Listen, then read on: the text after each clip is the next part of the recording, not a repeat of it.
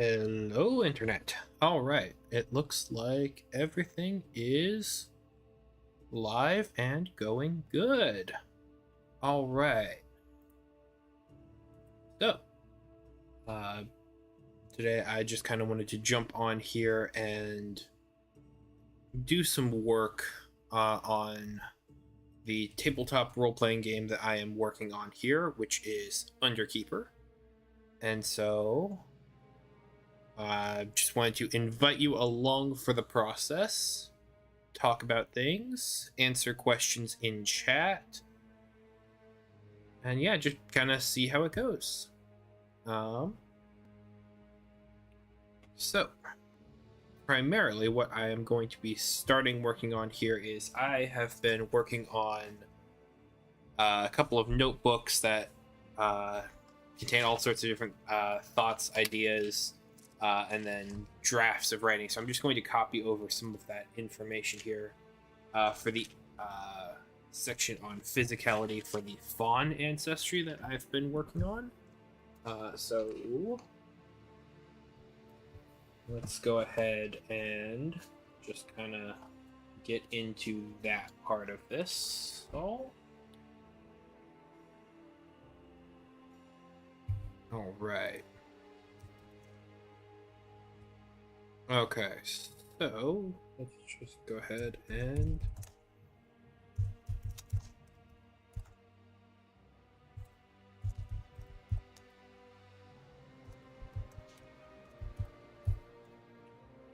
reassemble.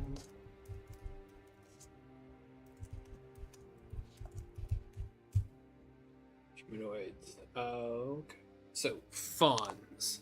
Let me actually, before I just kind of go ahead and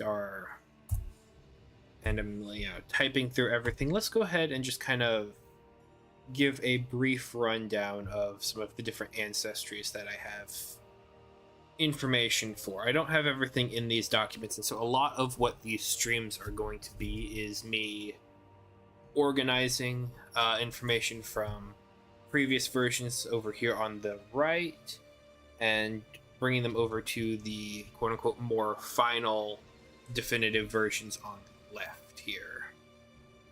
So the core ancestries that I want to support in the core rule book here is Alder Elf, which, if you're familiar with 5e and such, is similar to your sort of Eladrin type elven ancestry. A little bit more celestial, a little bit more nature coded. I mean, they're fae creatures undeniably, but here, let me go ahead and just kind of read off the little bit of lore that I've written here. You'll see that there are some areas that are highlighted here. That's just because I have comments to come back to. Mostly due to slightly conflicting bits of lore from when I wrote this. Other times due to just like wanting to check in on things, make sure page numbers get matched up correctly when I go to actually plug all of this information into publishing software. So here is the lore that I have written up for the Alder Elf ancestry. Elven naming is a tradition held nigh sacred in their societies. Elves will journey for months at a time, seeking visions, spiritual guidance, and divine inspiration from Illicenith herself to find their name. This process opens an elf's soul to that of Deavos, and the song or story they will carry in their hearts through the rest of their mortal lives. In moments of grand desire, revelation, or tragedy, an elf may choose to enter into communion with their surrounding nature itself, sacrificing much of themselves to become one with and a speaker for the land itself. Hang on, I'm going to just go ahead and make a quick adjustment there. Okay. The earliest Alder Elves were those who became one with the Alderwood, the sacred heart of the Fey realm. The Alderwood accepted them less as travelers seeking vision, but as supplicants offering identity.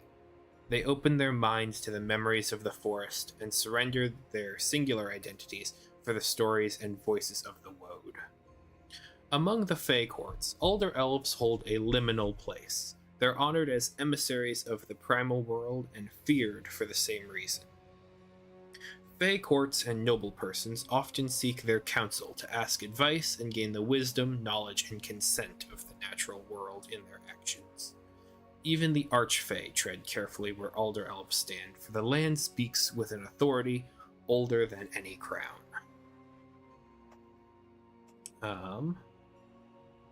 So yeah, that is kind of the brief primer for Elder Elves here. Let me go ahead and look at the next ancestry here. This is one that I had written up earlier, so this is older lore that is needing to be expanded upon. Hence my little note here, just asking for more lore and more mythology. So Dhampir. Dhampir walk the thin gray line between life and death, never once committing to either side. They are cunning and adventurous spirits, taking brave and bold chances to find themselves sustenance in their thirst for adventure, and more. Both blessed and cursed by their extended lives, Dhampir are known historians, collecting the sciences and mystical arts that are threatened with fire and forgetfulness. A Dhampir's collection is much of their legacy, many often taking special pride to add memories and vestiges of those they've lost, fed upon, or likewise turned to their archives. So, kind of a classic vampire here. I do have additional lore down here for mostly setting-based things, but I want to kind of expand upon this, adding more lore, etc. But right now we're just kind of doing a little bit of an overview, so that is something that we will come back to probably in a future stream. Up next, the doppelgangers. This is... yeah, okay. So here is the lore section. There used to be gods of Deavos. They called themselves the Selenari. These gods set into motion the natural processes that brought life to the realm and created the Eidolons who protect and guide its development. Ages and kingdoms rose and fell in union with these creators. Their first children, the Fomorians, molded from the clay and grasses of the Palantide River, shaped the green of Deavos with the divine power and authority of the Selenari. In their hands, mountains broke free of their restraints and rose to meet the clouds, while continents roamed the teeming Deavan seas. The age of the Fomorians was short-lived, as clay hardens and returns to the earth, leaving nothing but memory behind. When the last Fomorian crumbled back into the soil, the wild places stirred with potential and anticipation. The second age of Deavos was that of the Sylvans. They grew from the fauna that wandered the mountains and plains, in the shadows of the Eidolons. The Selenari thought little of the Sylvans, mere beasts who had simply claimed the land left empty by their chosen progeny. In their indignation, the Selenari returned to the land of Deavos to create once more. They wove threads of moonlight with the running waters below to give life to the first elves. The elves were the pinnacle of Selenari creation, stronger than the bestial Sylvans, more enduring than the clay-born Fomorians, and bearing sparks of divine radiance within their mortal hearts. And yet, the elves chose the land. Within the first generation of elves, the desire to separate themselves from the Selenari grew. Elven mystics bent the moon's shadow to hide themselves and their practices from prying Selenari eyes, but shadow alone could not shield them forever. As their subterfuge progressed, they learned to unspool their hearts, releasing the divine moonlight and leaving behind the green of Deavos and a hungering maw of primordial chaos. these elves gave up their spectral beauty for freedom from watchful eyes. Though not faceless themselves, they became hungering mirrors drawn to reflect, mimic, and duplicate the masks they had forsaken. Under the light of the full moon, the first doppelgangers joined hands and whispered the small utterances of spellcraft. From that night forward, the skies were empty, and the Selenari lost to the stars and spaces beyond Deavos. Alright, so that is the doppelgangers. Of the kind of D&D classic ancestries that I like to play, usually they're one of them. It's usually like Gith, Changeling, Satyr, and Kalashtar. Like, those are the ones I get the most enjoyment out of, role-playing as, working with, and, building a character based on. And so the doppelganger is my version of a changeling. So that is the origin of them. So we just kind of go through the history of this other planet that is the Fey realm. And doppelgangers are last on the totem pole there. So, dwarves here. I go to the slightly older version here. Once again, this is an earlier draft of Dwarven lore, so it has the necessary tag of saying, hey, we're going to be expanding upon this later. So, dwarves. Known for their unwavering resilience and exceptional craftsmanship, dwarves are a venerable and enduring people. Their stout frames, claimed by some to be hewn from the very stone of the earth, reflect their deep connection to the rocky and underground realms they call home.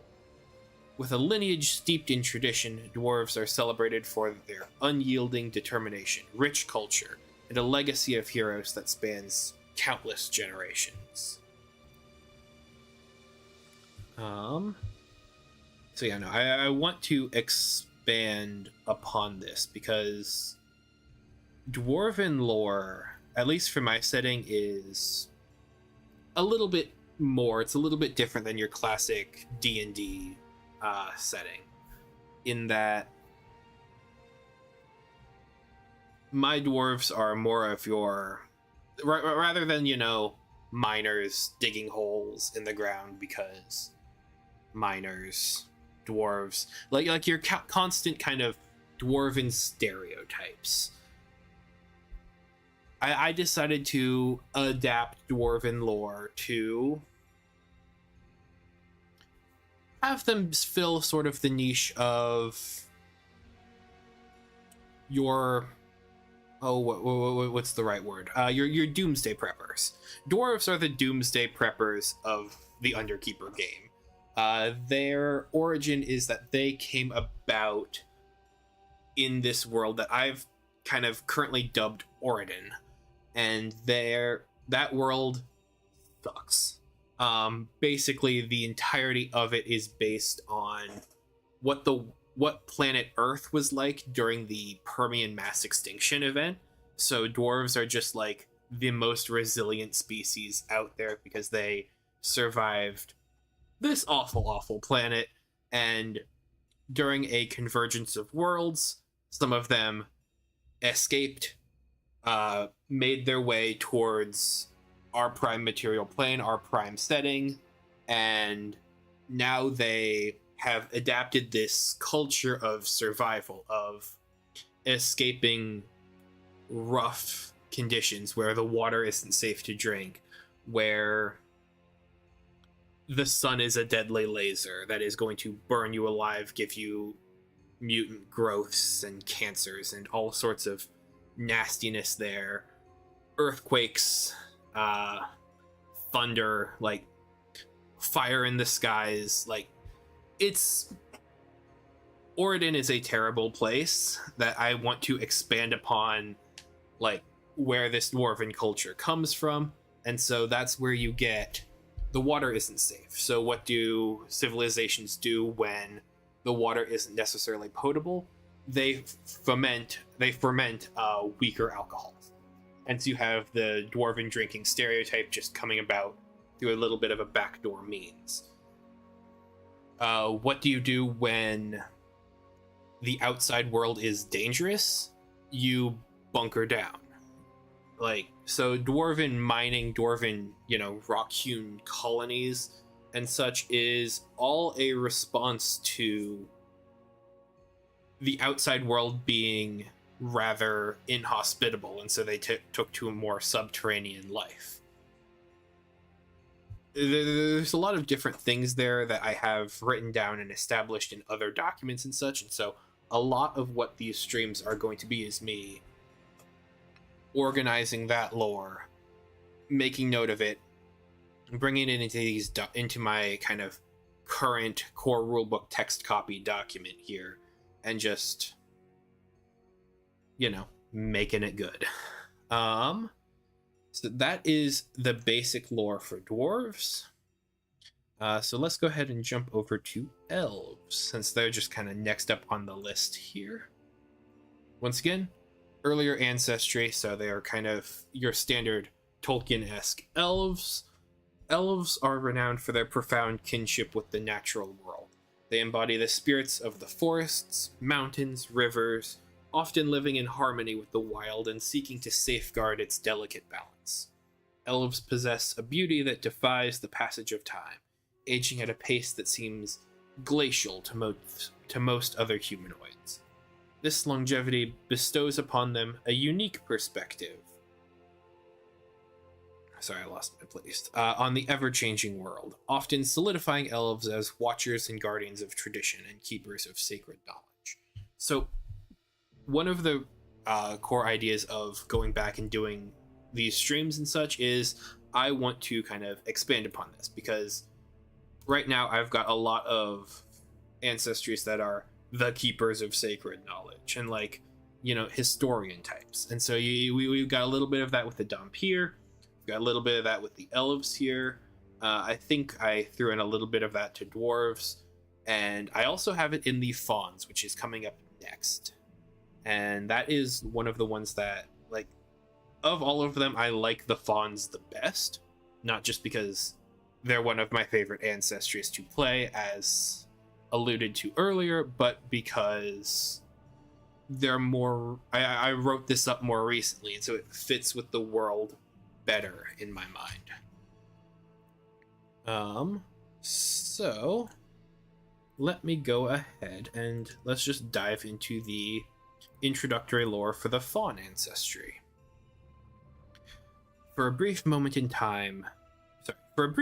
its history, the lands of Deavos were quiet.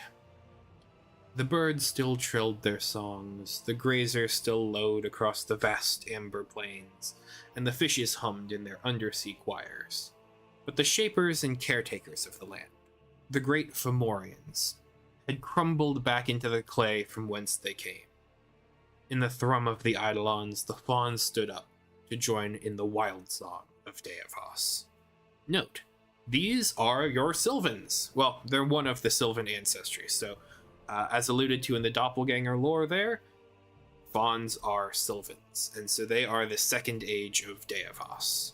And so we're going to hit on the third age of Deavos with the Elven ancestry when we kind of go back, revise, improve upon it. But back to the fauns here. Filled with a spirit of adventure and with a vast magical world beneath their hooves, fauns travel across every continent under the Deavan skies. In their travels, the fauns collected the relics of and built monuments to the memory of the Fomorians, oftentimes restoring their very clay to humanoid forms. The curiosity and archaeological scholarship common among faun communities has broadly earned them the recognition as the first historians of Deavos. While While relics are collected and preserved, and monuments constructed among the wilds, the majority of history collected by faun communities is held in oral tradition, an intentional and highly ritualized practice meant to keep alive the people and places in their stories. As they travel the sea of stars and the worlds between, fauns regale fellow travelers with the mythic histories and traditions of the worlds they've inherited, sharing the memories with all who lend them an ear.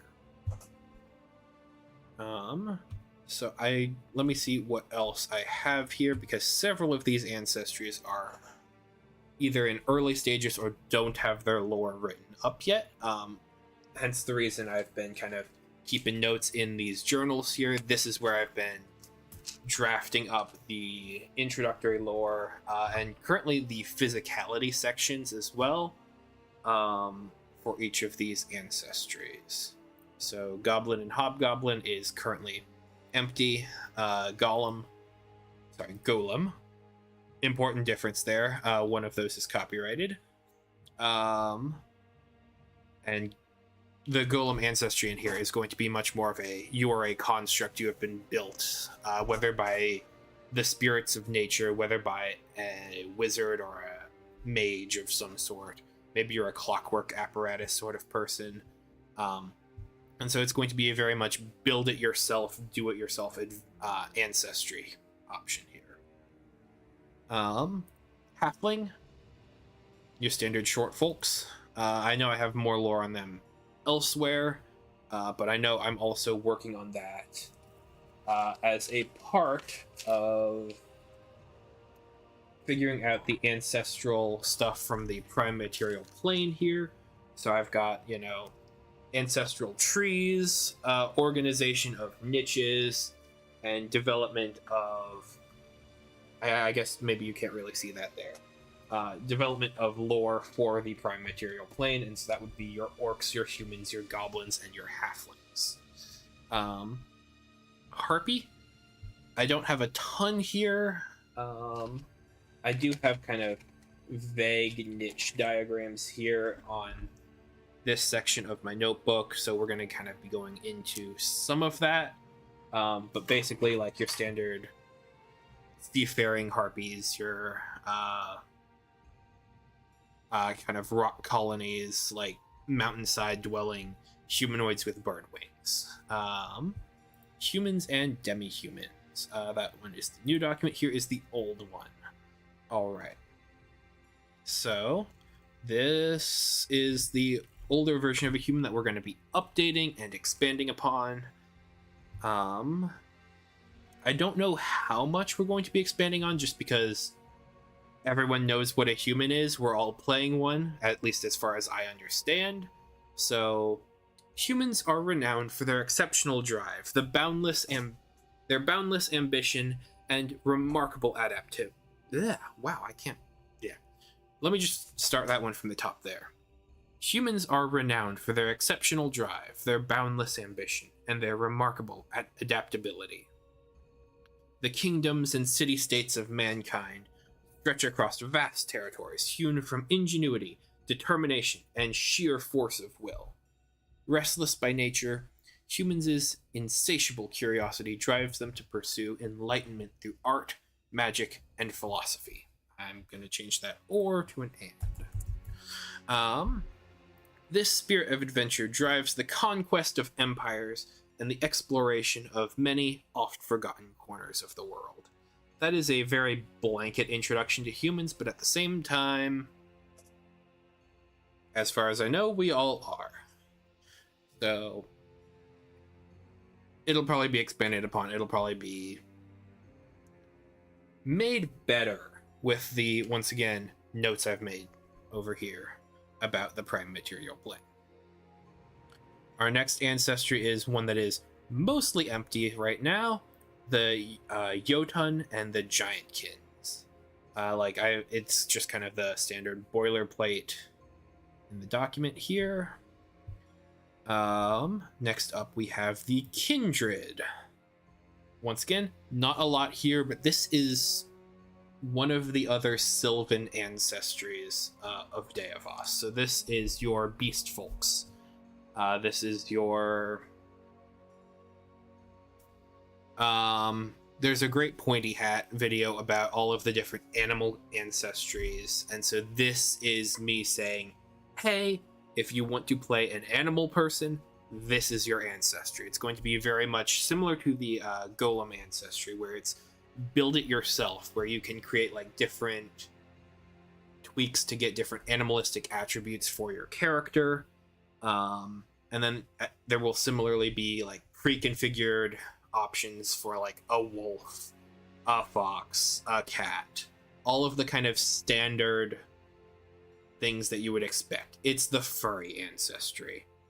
You kind of just like magical animal people kind of just exist in every fantasy setting anymore, and so like you want to cater at least to some of that fantasy by having next up we've got the orcs and half orcs, which once again there is more lore that isn't in this document here, and so we're going to kind of be going through and finding it, building it up, etc. Revenants are your undead. They are your reborn ancestry from D&D 5e. They are your revenants in Draw Steel.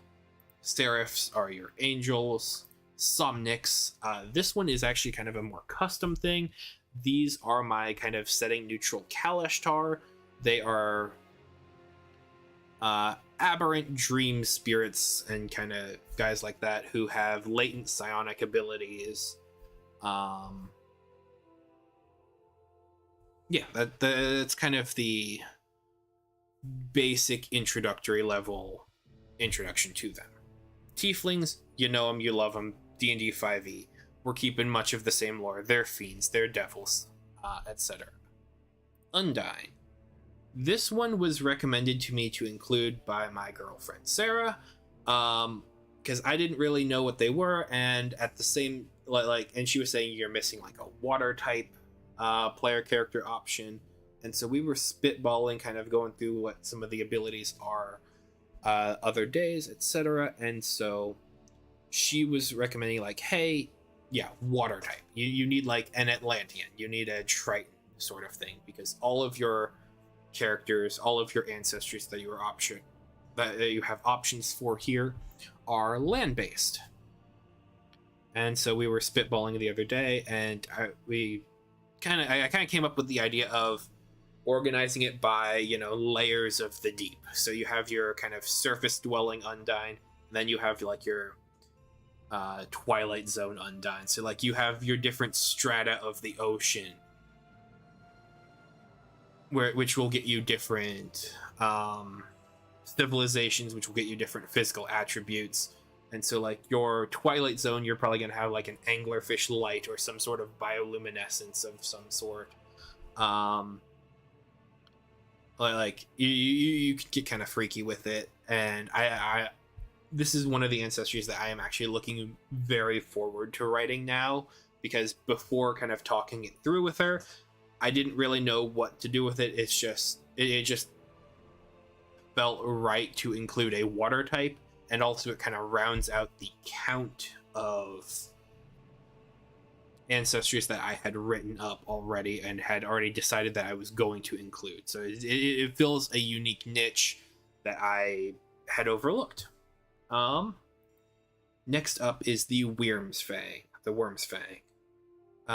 It can be pronounced either way, I'm sure. And these are our Dragonborn. And this was another one of the core kind of early filled out ancestries here. So Wyrmsfang.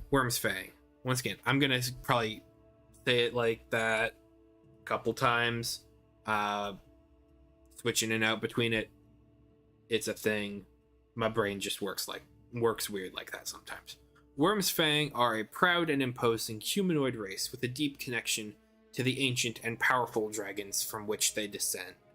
Towering and muscular, they possess reptilian features, including scales, claws, and horns.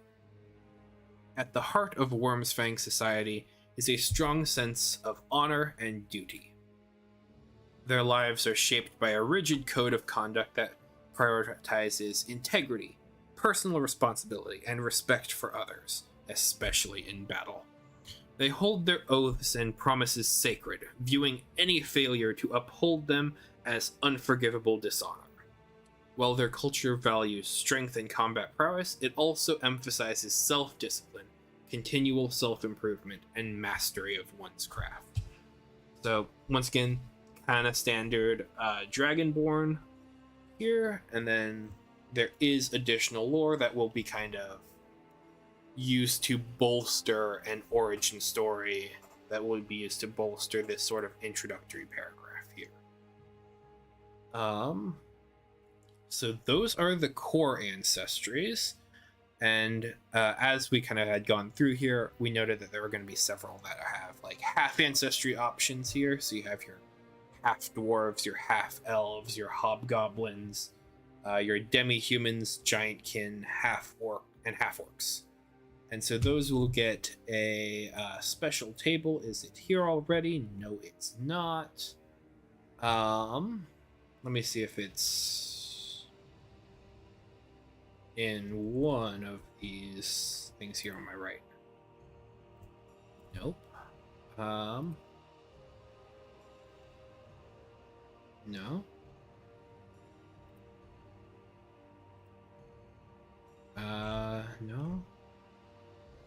I'm not gonna look for it too much, just in case we, aren't finding it. Come on.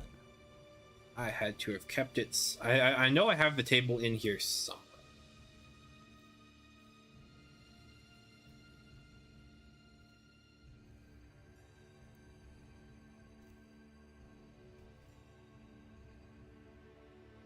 Okay, let's just... Okay. So I guess I'm just not gonna immediately find it.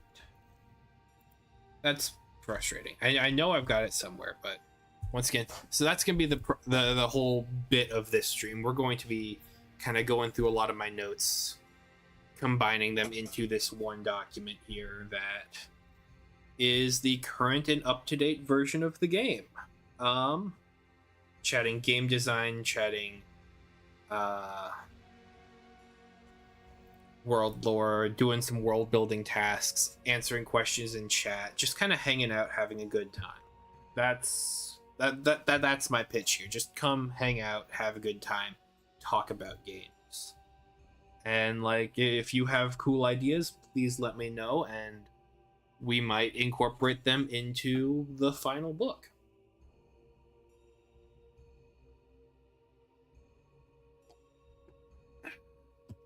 Excuse me. Okay. So let's kind of, let's kind of go into, well, hang on, let's see if there's anything that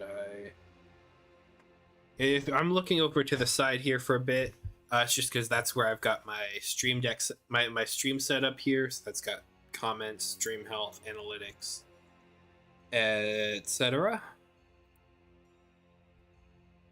Okay, cool.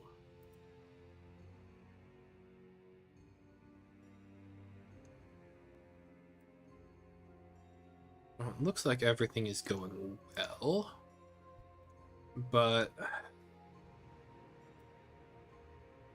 yeah.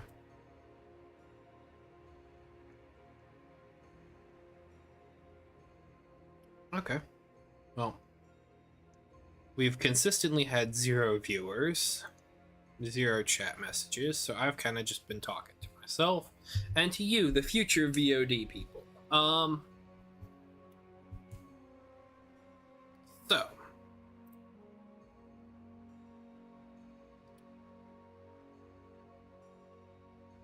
man, sorry, I threw myself off of everything here. Let's just kind of rotate back to the fawn ancestry here, and just kind of work on building out their physicality. Since it's in the journal, it's something to add in, something to work on.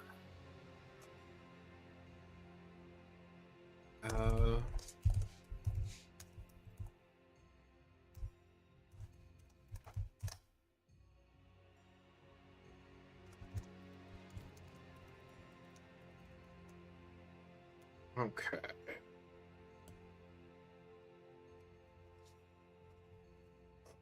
Wait a second, my notebook up so it's actually usable. I've got a easel over here so that I can just kind of prop my books up on, whether that be other tabletop RPGs, whether that be my own notes, etc. There we go. That's much better. Their legs are digitigrade.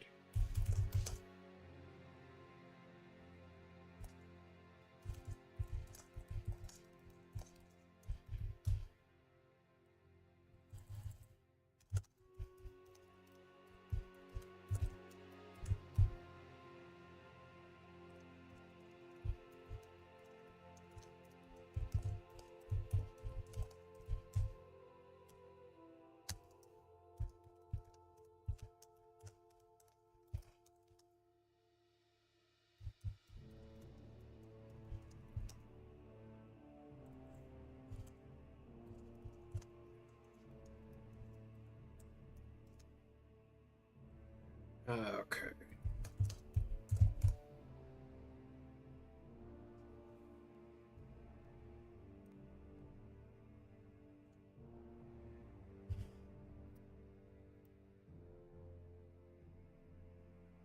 Uh,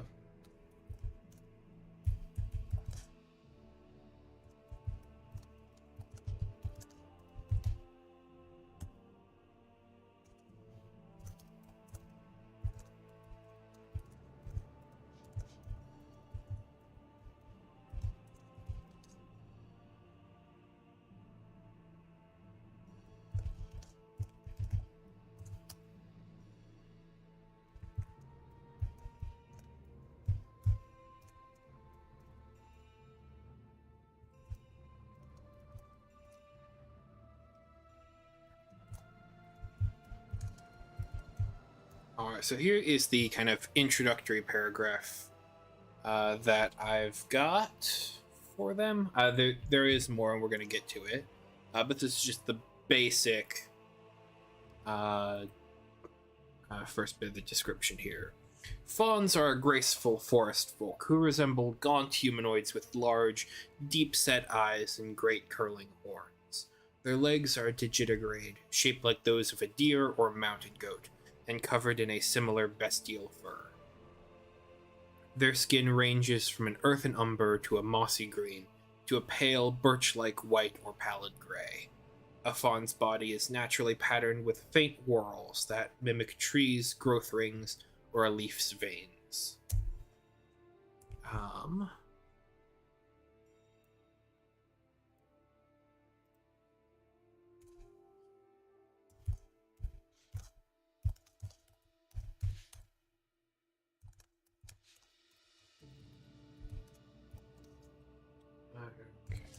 Characteristics.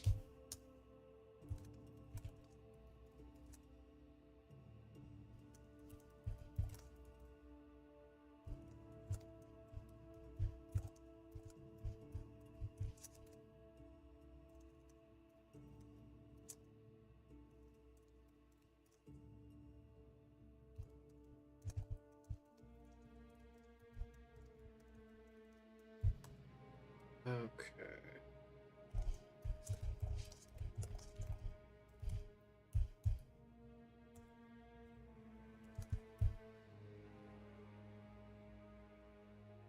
Um,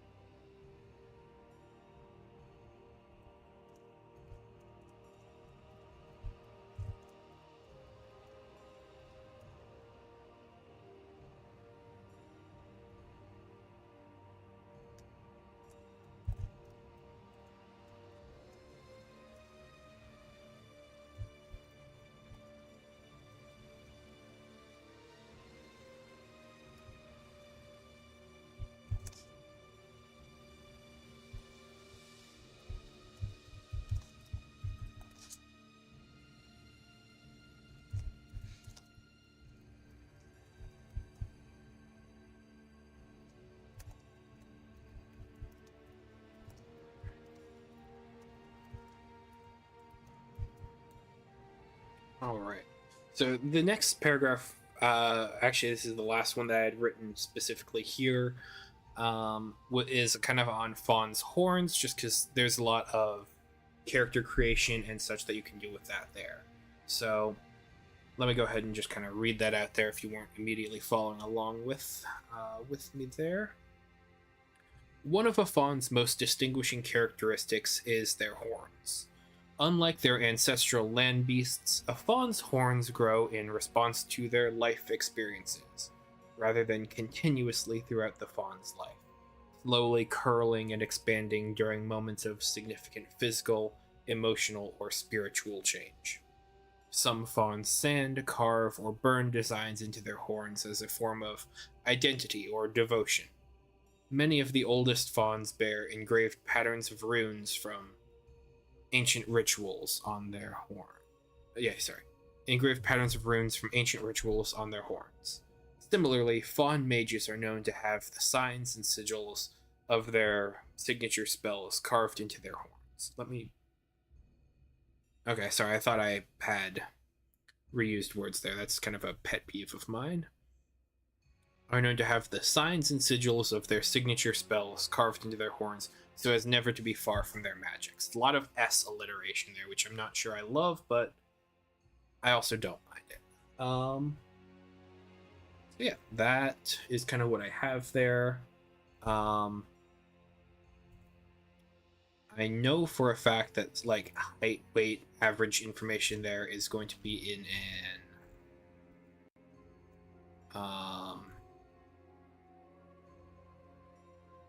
in like the size category here. So for your like standard features of the ancestry.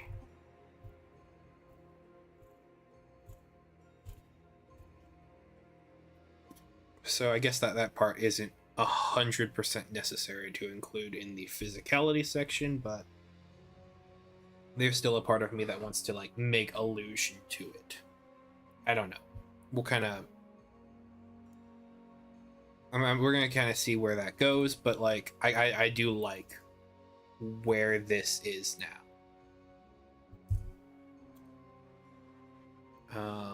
But yeah.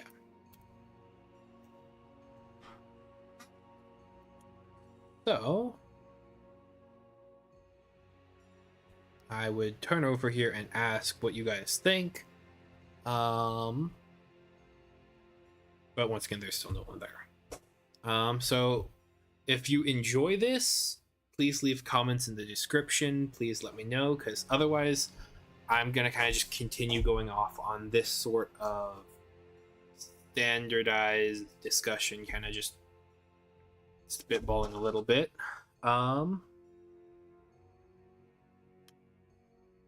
Yeah.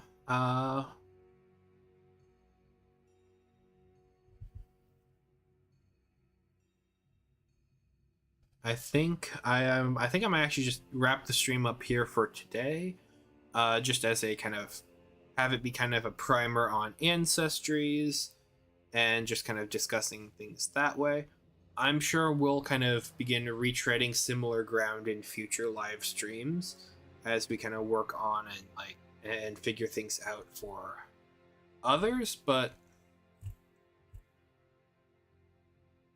yeah, I think this is a good put a pin in it, and then we'll kind of come back to it later. So thank you guys so much for tuning in. I hope you enjoy this on the VOD side of things.